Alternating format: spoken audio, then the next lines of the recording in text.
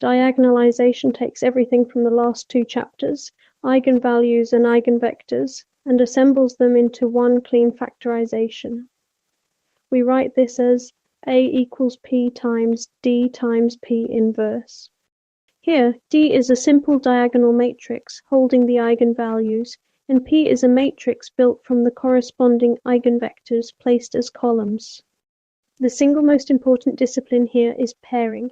Each column of P has to line up with the correct eigenvalue sitting in the matching position of D. Let's reuse the exact matrix from before. A equals the matrix with first row 3, 1 and second row 0, 2. This matrix has eigenvalue 3 with eigenvector 1, 0 and eigenvalue 2 with eigenvector -1, 1. Build P by stacking the two eigenvectors side by side as columns. So P equals the matrix with first row 1, -1 and second row 0, 1.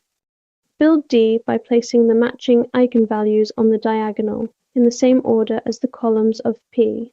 So D equals the matrix with first row 3, 0 and second row 0, 2.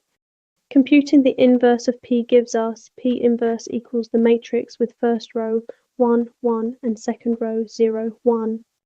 Now let's verify. First multiply P by D. This gives P times D equals the matrix with first row 3, -2 and second row 0, 2.